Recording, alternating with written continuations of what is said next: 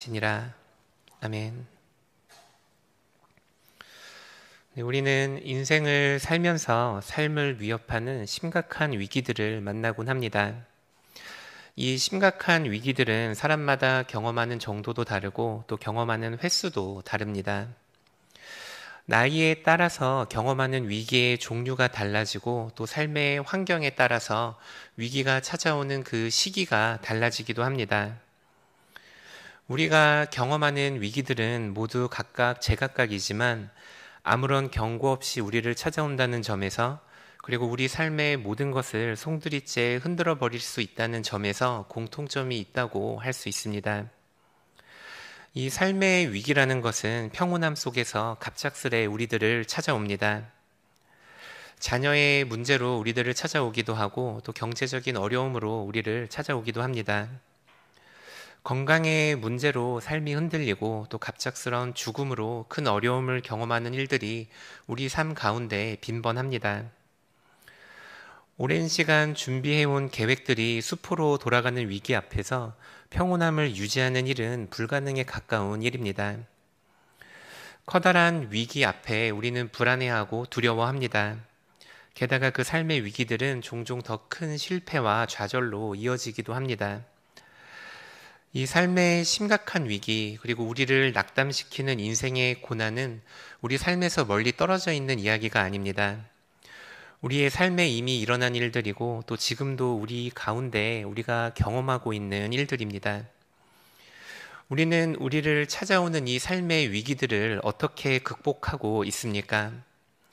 삶을 송두리째 흔들어 버리는 그 위기 앞에서 우리의 믿음을 지키고 있습니까? 우리가 오늘 함께 읽은 말씀은 이스라엘을 찾아온 위기에 대해서 기록을 합니다. 오늘 말씀을 통해서 모든 것을 주관하시고 또 모든 것을 다스리시는 하나님의 주권을 고백하는 시간이 되시기를 바랍니다. 그리고 삶의 위기 가운데서도 하나님을 향한 믿음을 잃지 않고 굳건히 서시는 우리 귀한 성도님들 되시기를 축복합니다. 첫째로, 우리가 삶의 심각한 위기를 만났을 때 우리는 모든 것을 다스리시는 하나님의 주권을 인정해야 합니다. 이사야가 활동했을 시기에 이 고대 근동 지역의 정세는 아수르를 중심으로 재편되고 있었습니다. 오랜 시간 이 지역을 다스렸던 애굽의 시대가 지나갔고 아수르가 새로운 강국으로 부강하고 있었습니다. 그리고 이 아수르에 대항하기 위해서 북이스라엘은 아람군과 시리아군과 동맹을 맺었습니다. 그리고 남유다에게도 이 동맹에 합류할 것을 요구했지만 남유다는 이를 거절합니다. 아마도 북이스라엘보다는 그 근동 지역에 떠오르는 신흥 국가와 손을 잡는 것이 자국에 더 이익이라고 판단했던 것 같습니다. 하지만 결국 이 일이 계기가 되어서 북이스라엘은 아람군과 함께 남유다를 공격합니다. 그리고 남유다는 그 강력한 적군 앞에서 두려움을 느낍니다. 성경은 이 남유다의 마음이 숲이 바람에 흔들리는 것 같이 흔들렸다고 말을 합니다. 나라의 운명을 흔드는 커다란 위기 앞에 큰 두려움을 느낀 것입니다. 하나님께서는 선지자 이사야를 남유다에 보내시고 두려워하지 말라고 말씀하십니다. 우리 함께 이사야 7장 4절 말씀을 읽도록 하겠습니다. 그에게 이르기를 삼가며 조용하라. 르신과 아람과 르말리아의 아들이 심히 노할지라도 이들은 연기나는 두 부직갱이 그루터기에 불과하니 두려워하지 말며 낙심하지 말라. 우리 함께 이사야 7장 7절 말씀도 읽도록 하겠습니다. 주 여호와의 말씀이 그 일은 서지 못하며 이루어지지 못하리라. 하나님께서는 두려워 떠는 남유다에게 두려워하지 말라고 말씀을 하십니다. 그리고 그 이유로 북이스라엘과 아람군의 모략이 결코 서지 못할 것이며 이루어지지 못할 것이기 때문이라고 말씀을 하십니다. 이 북이스라엘과 아람의 동맹은 사람의 눈으로 보기에는 굉장히 지혜로운 전략입니다. 군사적으로는 남유다의 군대를 압도할 거고 또 마음만 먹으면 얼마든지 남유다도 정복할 수 있을 것입니다. 또 잘만 하면 아수르의 공격에서도 스스로를 보호할 수 있을 것만 같이 여겨졌습니다. 하지만 하나님께서는 이사야를 통해 분명히 말씀하십니다. 북이스라엘과 아람의 계획은 이루어지지 못합니다. 그들의 연합이 약하기 때문이 아니고 이것이 바로 하나님의 뜻이 아니기 때문입니다. 하나님의 뜻이 아닌 일은 우리 삶에 결코 일어나지 않습니다. 남유다가 동맹군의 막강한 군사력 앞에서 그들을 두려워하지 않아도 되는 이유입니다. 우리가 삶의 큰 위기를 만났을 때 항상 기억해야 하는 것은 세상의 모든 일이 하나님의 주권 아래서 일어난다는 분명한 믿음입니다. 우리가 때로는 이해하지 못하는 일들이 세상에 일어난다 하더라도 우리의 지혜로 그 일을 이해할 수 없을 뿐이지 하나님의 주권 밖에서 일어나는 일이 결코 아닙니다. 북이스라엘이 계획이 세워지지 못한 것처럼 우리의 인생살이를 주관하시는 분도 하나님이심을 고백하시는 우리 귀한 성도님들 되시기를 바랍니다. 우리 삶에 아무리 큰 위기가 다가왔다 하더라도 그 위기를 주관하시는 분은 하나님이시라는 사실을 기억하시기 바랍니다. 하나님께서 세상의 모든 일을 주관하신다는 사실을 믿으면 사실 우리는 세상의 어떤 위협일지라도 그 위협이 주는 두려움으로부터 벗어날 수 있습니다. 그런데 우리는 많은 경우에 모든 일을 주관하시는 분이 하나님이시라는 사실을 신뢰하지 못합니다. 왜냐하면 우리는 우리가 원하는 결과를 이미 정해놓고 하나님께서 그 결과를 우리에게 주시기만을 전전긍긍 기다리기 때문입니다. 즉, 내 앞에 놓여진 그 삶의 위기를 내가 원하는 방식으로 하나님이 해결해 주시기를 원하기 때문입니다. 하나님의 주권과 하나님의 뜻에 우리를 순종시키는 것이 아니고 내가 원하는 그 뜻에 하나님의 뜻이 있기를 바라는 것입니다. 그래서 우리들은 내가 원하는 그 결과대로 삶의 이 위기가 끝나지 않을까 계속해서 두려워하는 것입니다. 하나님이 정말로 내 병을 치유해 주시지 않으면 어떡하지? 하나님이 혹시나 내 앞에 있는 이 문제를 해결해 주시지 않으면 어떡하지?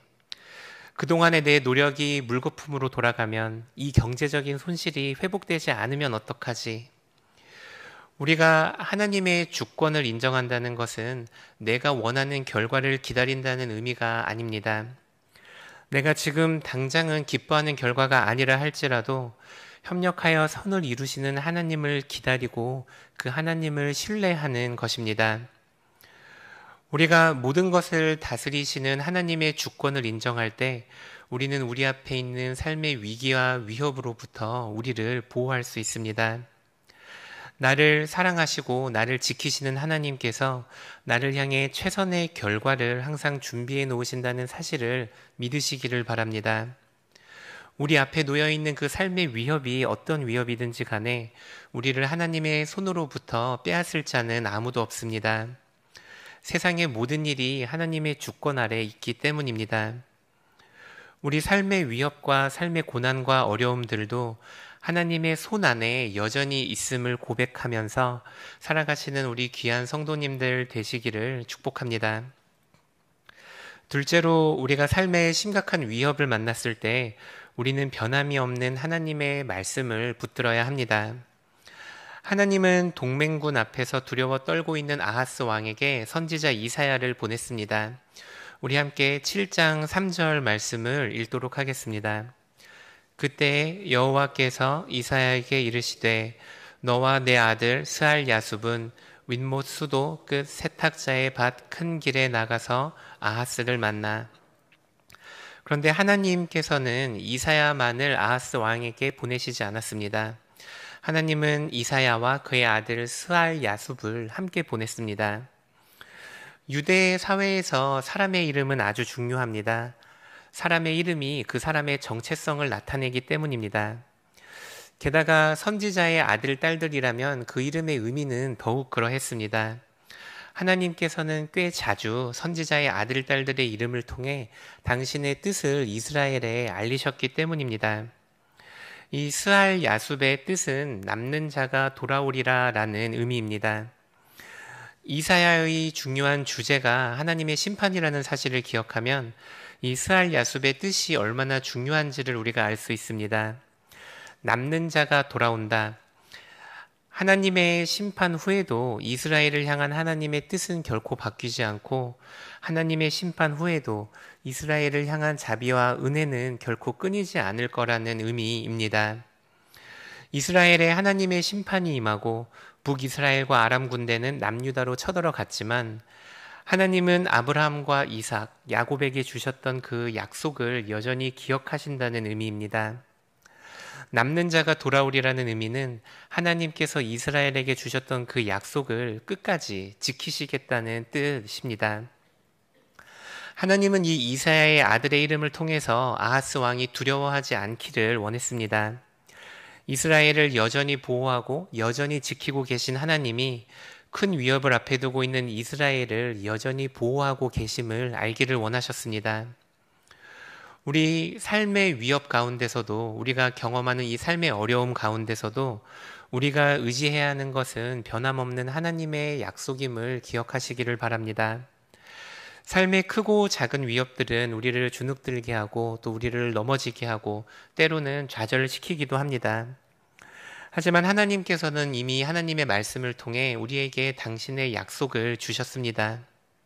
우리가 경험하는 어떤 위협들도 우리의 생명을 빼앗을 수 있는 것은 단 하나도 없습니다. 하나님은 우리에게 약속하셨습니다. 우리의 머리털 하나도 상하게 할 수 없고 우리를 향한 하나님의 사랑을 끊을 자도 없습니다. 하나님이 우리를 사랑하시고 하나님이 우리를 지키시고 하나님이 우리를 보호하십니다. 하나님이 우리를 결코 떠나지 아니하십니다. 하나님은 우리가 스올의 자리를 잡을지라도 그곳에 계신 분이십니다. 우리 앞에 과연 어떤 삶의 위기가 있습니까? 우리가 두려워하고 우리가 무서워하고 있는 삶의 고난은 무엇입니까? 하나님의 약속을 붙들고 하나님을 끝까지 신뢰하는 우리 귀한 성도님들 되시기를 축복합니다. 우리를 보호하신다고 말씀하시는 하나님의 말씀을 항상 의지하시는 귀한 성도님들 되시기를 축복합니다. 우리 마지막으로 7장 9절 말씀을 읽도록 하겠습니다. 에브라함의 머리는 사마리아요 사마리아의 머리는 르말리아의 아들이니라. 만일 너희가 굳게 믿지 아니하면 너희는 굳게 서지 못하리라 하시니라. 하나님은 이사야를 통해 이스라엘에게 말씀하십니다. 너희가 굳게 믿지 않으면 굳게 서지 못한다고 말입니다. 바꿔 말하면 우리가 굳게 믿으면 우리가 굳게 설 수 있다는 의미입니다. 안타깝게도 아하스 왕과 그의 신하들은 하나님의 말씀을 굳게 믿지 못했습니다. 하나님이 그들을 지켜주신다고 몇 번이나 말씀하셨지만 그들은 결국 앗수르를 의지하기로 결정을 합니다. 그렇게 남유다는 결국 멸망의 길로 가게 되었습니다. 지켜주신다는 하나님의 말씀을 우리가 굳게 믿지 아니하면 우리가 결코 굳게 설 수 없음을 기억해야 합니다. 살면서 우리는 수많은 삶의 고난과 위협들을 경험합니다. 하지만 하나님께서는 그 위협 가운데 우리에게 분명한 약속을 주십니다. 어떠한 위협도 그리고 어떠한 어려움도 우리를 하나님의 사랑에서 끊을 수 있는 것은 없습니다. 그 하나님의 말씀을 굳게 붙드시는 우리 성도님들 되시기를 축복합니다. 삶이 무너질 것만 같은 커다란 위협 앞에서도 하나님만을 신뢰하는 성도님들 되시기를 바랍니다. 우리가 끝까지 우리를 보호해 주실 하나님을 신뢰할 때 우리가 이 삶의 경주의 마지막에 굳게 서 있을 수 있을 것입니다. 항상 우리를 보호하시고 우리를 지키기를 원하시고 우리에게 하나님의 말씀을 주시는 그 하나님을 의지하시는 우리 귀한 성도님들 되시기를 축복합니다. 하늘에 계신 우리 아버지, 아버지의 이름을 거룩하게 하시며 아버지의 나라가 오게 하시며 아버지의 뜻이 하늘에서와 같이 땅에서도 이루어지게 하소서. 오늘 우리에게 일용할 양식을 주시고 우리가 우리에게 잘못한 사람을 용서하여 준 것 같이 우리 죄를 용서하여 주시고 우리를 시험에 빠지지 않게 하시고 악에서 구하소서. 나라와 권능과 영광이 영원히 아버지의 것입니다. 아멘.